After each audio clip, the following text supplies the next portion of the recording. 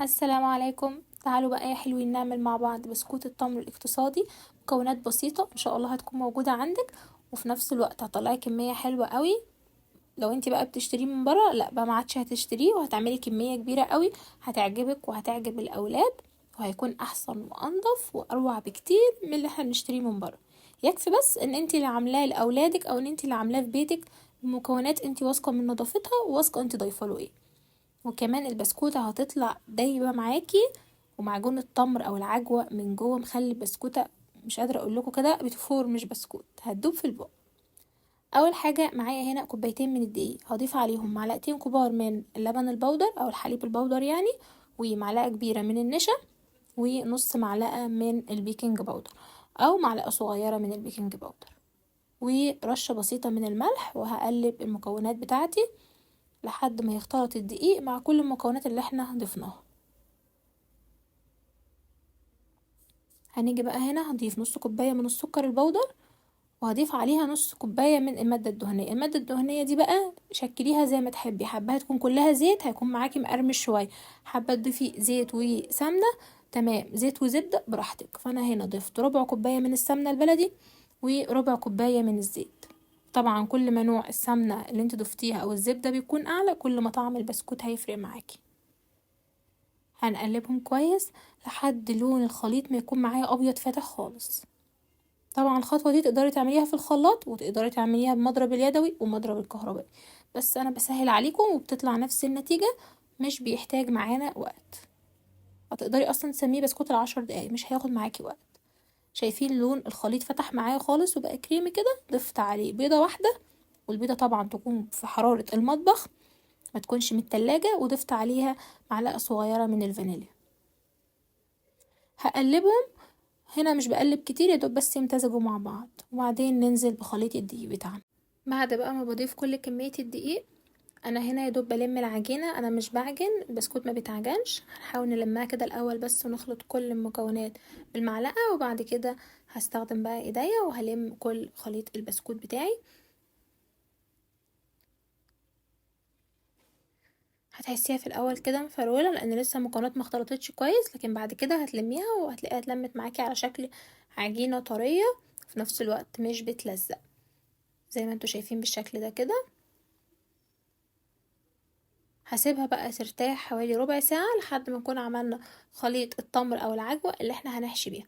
البسكوت ده ممكن تعمليه سادة كده، ممكن من غير ما تحشيه خالص تقطعيه بقطعات على شكل اشكال، وممكن تحشيه بتمر او عجوة زي ما هنعمل. شايفين العجينة طرية ازاي؟ هجيب بقى نص كيلو من معجون التمر واضيف عليه معلقة كبيرة من السمنة البلدي، وهنبتدي ان احنا نعجن فيها لحد ما تكون طرية معاكي تماما. حابة تضيفي قرفة وضيفي، بس انا مش بحب اضيفها. بعد كده فردت جزء من التمر وقطعته على شكل كده خطوط طويلة مستطيلة، والجزء التاني هنقطعه على شكل كور زي ما انتوا شايفين. بكورها وهكور برضو نص العجينة عشان احنا هنعمل هنا البسكوت بشكلين. وهقول لكم دلوقتي التمر اللي احنا قطعناه على شكل مستطيل طويل ده هنعمل بيه ايه. بعد بقى ما بنحشي كور كده البسكوت نبتدي ان نعملها على شكل بيضاوي، وبعدين ناخد لها سحبة كده من كل طرف علشان تديكي شكل ورقة الشجر. وبظهر السكينة هنبتدي ان احنا نعمل القطعات البسيطة ديت عشان تديكي شكل الفروع. طريقة سهلة وبتكون حلوة قوي وهتعجبكم بجد لما تجربوها. مش هتحتاجي بقى لا قطعات ولا تحتاجي اي حاجة في التشكيل بكل سهولة. لو وصلتوا بقى معايا لحد هنا من الفيديو متنسوش الاشتراك في القناة، وتكتبوا لي كده تعليق حلو، متنسوش الصلاة على النبي عليه افضل الصلاة والسلام.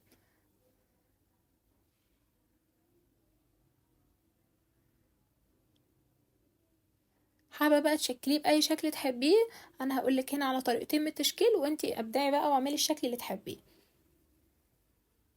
في صينية بقى مش دهنها اي حاجة، تكون ناشفة اهم حاجة، وبننزل بالبسكوت بتاعنا نرصه فيها.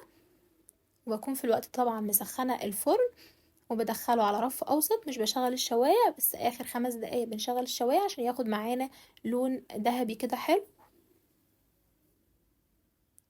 هو هياخد تلت ساعة تسوية، مش بياخد وقت كتير. يعني اول ربع ساعة مش بشغل الشواية، بس اخر 5 دقايق بنشغلها علشان تدي اللون الذهبي من فوق.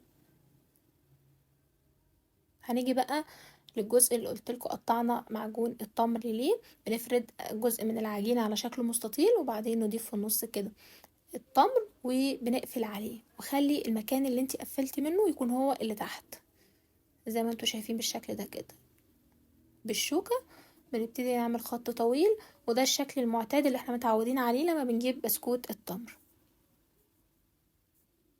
هتقطعيه بقى حسب ما تحبي، سواء كان حجمها اكبر او اصغر، حجم اللي تحبيه. هرصها برضو في الصينية وهدخلها الفرن للتسوية.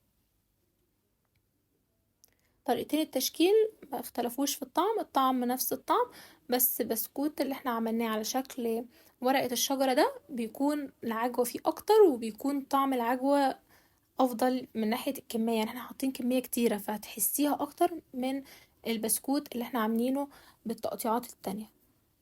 حتى شايفين هنا بعد التسوية كمية التمر بتكون فيه كتير، اللي احنا عاملين كرة التمر بنفس حجم كرة العجين.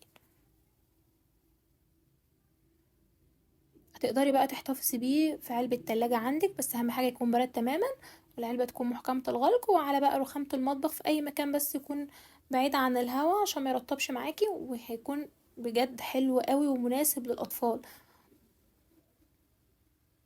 واوفر بكتير من انك تشتريه من بره. شايفه الكميه اللي انا عملتها بكوبايتين بس من الدقيق، كميه حلوه قوي. وانا هنا مش عامله حجم بسكوته كبير، فانت ممكن لو كبرت الحجم تعمل معاكي كميه اقل. جربوه وان شاء الله هيعجبكم.